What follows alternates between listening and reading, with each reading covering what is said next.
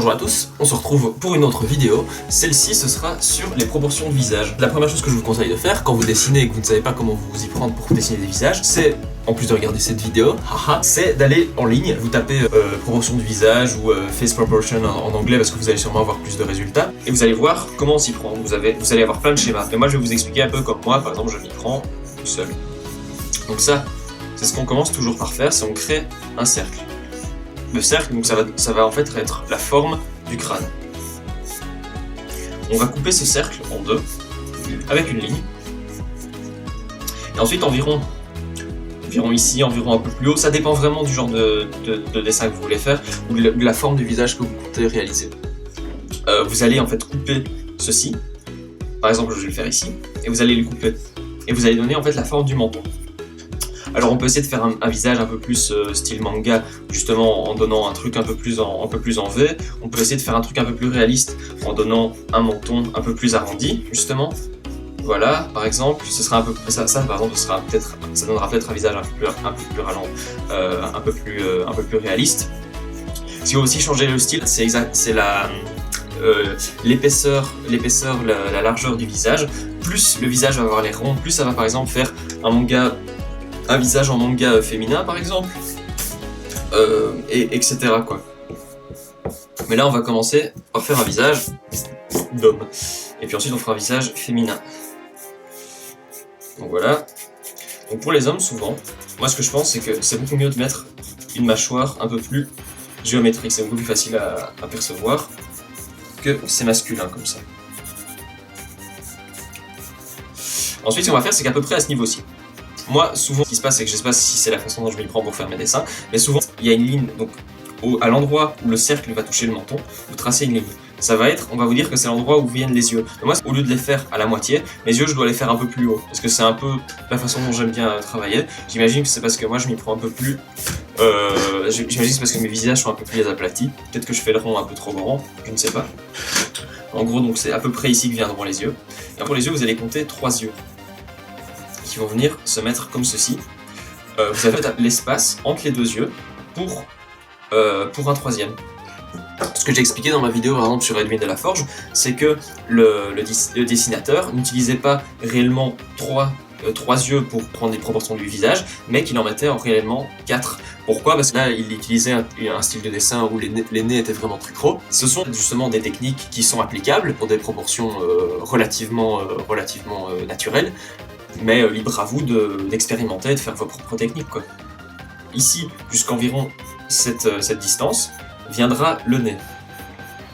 Voilà. Et puis, ici, on coupe environ encore à la moitié. On va avoir 1, 2 qui vont être exactement la même chose, la même distance. Et ici viendra la bouche, voilà. Donc on met la bouche, voilà, on sourit, on est heureux. Alors maintenant, il va y avoir toutes différentes techniques, parce que une fois qu'on aura mis, donc voilà, par exemple, les sourcils, ce que vous allez voir, ça, ce sont les proportions générales, mais on n'est pas obligé de tout montrer, parce que, par exemple, quand vous allez repasser sur le nez, pour faire un nez, mais le style va vraiment changer. Et moi, personnellement, je trouve que c'est pas très joli quand on dessine, ces lignes-là. Ça, c'est peut-être parce que, justement, le style manga ne va quasiment jamais les montrer, ces lignes. Et du coup, ça dépend vraiment de ce que vous voulez faire.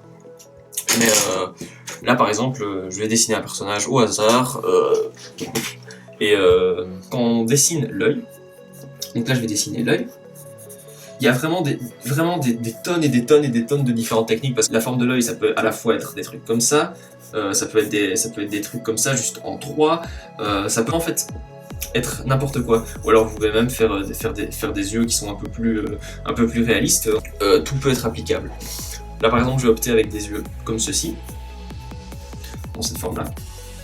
Un truc qu'on peut vraiment facilement remarquer, c'est que souvent ce qui se passe, c'est que dans les mangas, ou dans des BD hein, en général, vu que les yeux c'est le reflet de l'âme, comme on dit, j'essaie de pas être trop cringe, mais pour différencier les personnages entre eux, ce qui aide beaucoup, c'est justement de décider, un tel personnage par exemple, ses yeux ils seront de cette forme-ci, et tout le long de ma BD, ses yeux seront des rectangles, je n'y toucherai plus. Du coup, qu'il soit fâché, il aura quand même ses yeux comme ceci. Qu'il soit content, il aura quand même ses yeux comme ceci. C'est vraiment en fait décider des formes pour certains yeux et ensuite les appliquer. Comme ça différencie même les personnages. Imaginons que vous avez deux personnages, par exemple, deux personnages féminins qui se ressemblent très fort, qui ont toutes les deux des cheveux blonds de la même longueur.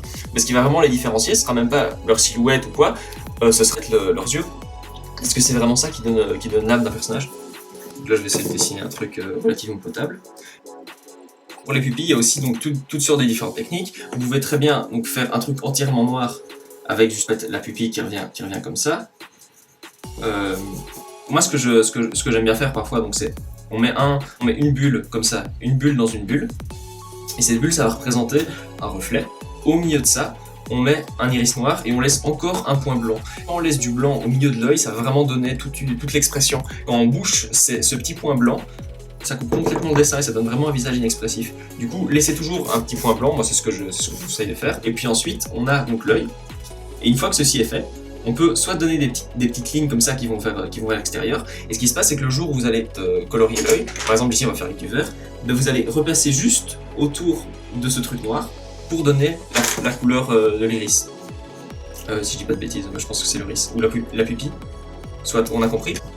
Donc ça c'est une technique parmi tant d'autres, ou alors vous pouvez très bien faire des yeux un peu plus style manga, hein, parce que par exemple, vous allez faire des yeux comme ceci.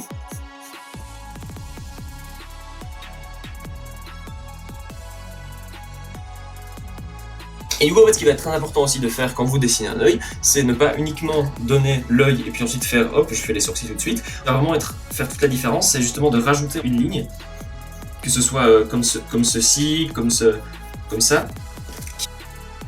C'est une ligne qui va définir l'arcade sourcilière. Et vous en faites peut-être une autre petite pour justement ce qui est la paupière. Plus vous allez rajouter de détails autour de l'œil et plus de lignes, mais ça va agrémenter le visage.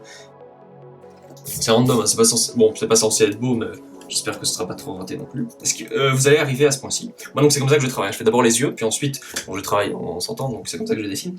Vous allez pouvoir, moi ce que je fais souvent, c'est je fais ceci. Ça parce que c'est un visage masculin, du coup voilà, on va marquer en fait l'espace entre les sourcils, donc c'est les plis vraiment du visage. Pouvoir faire des trucs comme ça pour. Puis ensuite vient le nez.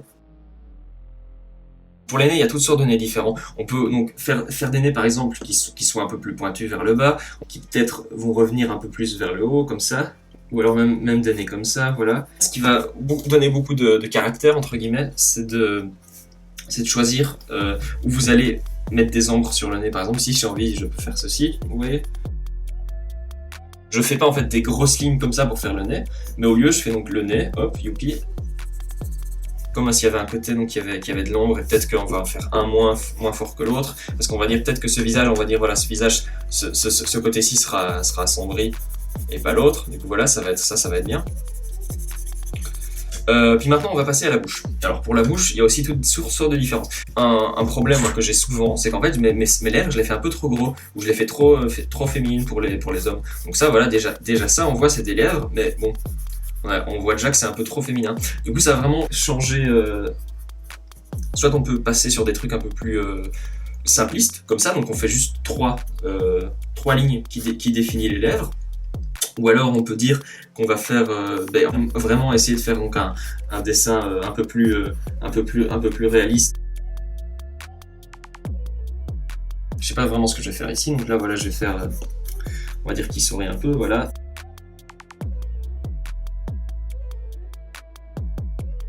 Avec le visage, juste un trait va changer entièrement l'expression du visage. Par exemple, donc vous voyez, j'ai ça qui est comme ça. Je vais lui mettre des petits trucs, voilà, hop, comme s'il était content. Et là, vraiment, il y a tout le visage qui a changé. Donc ça change vraiment assez rapidement, donc il faut faire attention avec ce qu'on fait. Autre note sur les yeux, ce qui est intéressant, c'est d'ajouter quelques lignes, comme ça, juste à côté de l'œil. Et ça va donner un peu un effet de plissement sur le côté. Donc là c'est vraiment toutes des petites techniques que je vous donne. Alors après simplement libre à vous de vous assombrissez vous assombrissez en dessous du visage, ça va donner un air un peu plus grave. Vous mettez deux lignes comme ça, trois lignes comme ça, et ensuite vous faites des lignes comme ça. Et ça va faire un genre de quadrillage autour de l'œil. Et ça va vraiment graver le regard. Entre le nez et la bouche, ce qu'on peut faire, c'est mettre un nez, mettre une bouche, Et ensuite, ce qui va aussi changer le visage, c'est de choisir de mettre les deux lignes. Je sais pas comment ça s'appelle, mais c'est un truc qui fait ça au-dessus de notre lèvre supérieure. Alors on peut soit faire les deux petites lignes, soit de pas les faire. Et en fonction de si on les fait ou pas, ça va aussi changer le personnage. Du coup, vous pouvez utiliser ça pour choisir un peu l'expression, ce à quoi votre personnage ressemble. Ça, c'est un truc à faire. Encore une note. Ce qu'on peut aussi faire, c'est essayer de marquer peut-être un visage un peu plus maigre. Et pour ça, on va ajouter des lignes comme ceci, des deux côtés du visage, et ça va aller vers la bouche. Par exemple, j'affine le visage, ça donne un effet squelettique, mais du coup, ça, je ne vais pas le faire pour celui-ci pour l'instant. Note pour le menton. Alors là, je vais par exemple faire ceci. Parfois dans les mangas, donc vous avez une tête comme ça. Là, ça va pas être joli, mais bon, vous avez le petit nez comme ça, qui est juste ça, puis ensuite et puis on a juste un genre de petit triangle comme ça qui va décréter que c'est le menton. Puis après, dans les visages un peu plus entre guillemets normaux, on peut faire juste une ligne comme ça qui revient vers le haut, peut-être faire un truc comme ça, comme on dirait en cul de poule.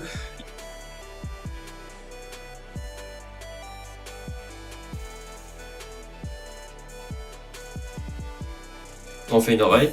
Alors il y a différents moyens de faire. Parfois dans les BD très simples, mais ils vont juste faire un S comme ça dans l'oreille. J'espère que vous voyez. Un S, ou alors on peut faire une oreille. Je vais faire un truc un peu hop, voilà comme ça. Alors on peut faire une oreille comme ceci avec un truc sombre. Là je vais assombrir encore le côté du visage pour donner l'ombre. Maintenant donc. Les sourcils, donc là je vais remettre un peu de noir parce que n'hésitez pas, assez bien fait. Pour les sourcils, il y a aussi différentes façons de faire, et là c'est vraiment en fait les expressions du visage qui vont réguler donc dans quelle forme est le sourcil. Alors on peut faire des grands sourcils donc qui démarrent très grands, qui deviennent tout fins. On peut faire vraiment toutes sortes de choses. Donc là, ça, à vous de voir ce que vous voulez. Hein. Vu que j'ai le côté sombre, en fait, ce qui est en dessous de l'arcade sourcilière, je vais mettre en noir, et aussi un peu plus en dessous de l'œil.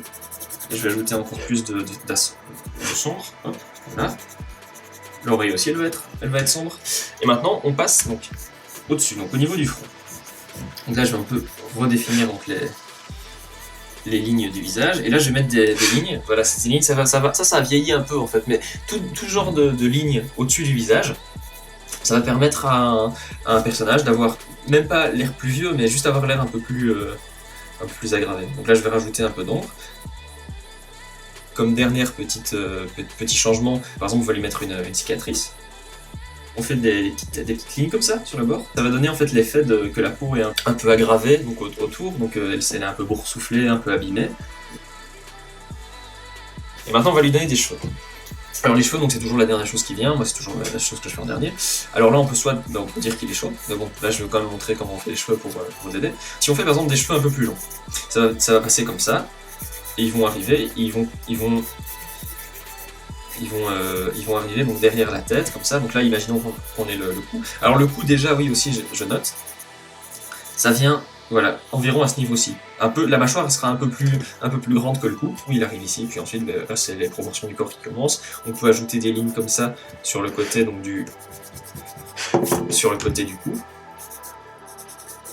Comme ça, hop, même une petite boule comme ça pour indiquer la pomme d'Adam.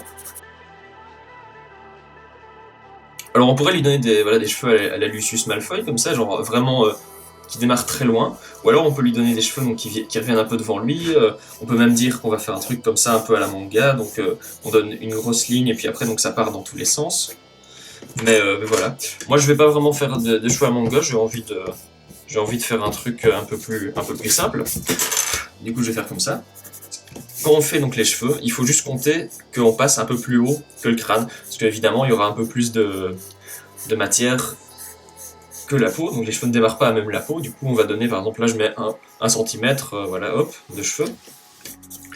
Voilà, les cheveux viennent ici. Ce qu'on peut même faire en fait après pour donner un chouette effet, on gomme ou on n'a simplement pas dessiné depuis le début, et ensuite on donne voilà les cheveux qui reviennent comme ça sur en fait le personnage.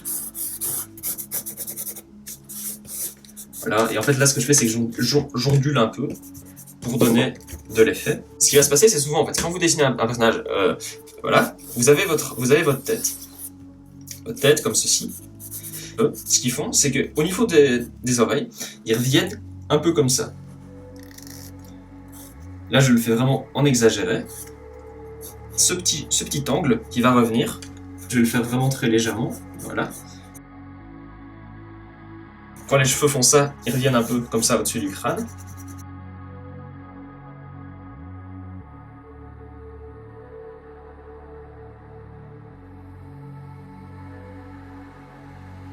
Bah écoutez, j'espère que cette vidéo vous aura plu, j'espère que tous ces conseils vous auront aidé pour faire un visage. Ça donc c'était pour un visage masculin, et je vais faire pour un visage féminin juste après.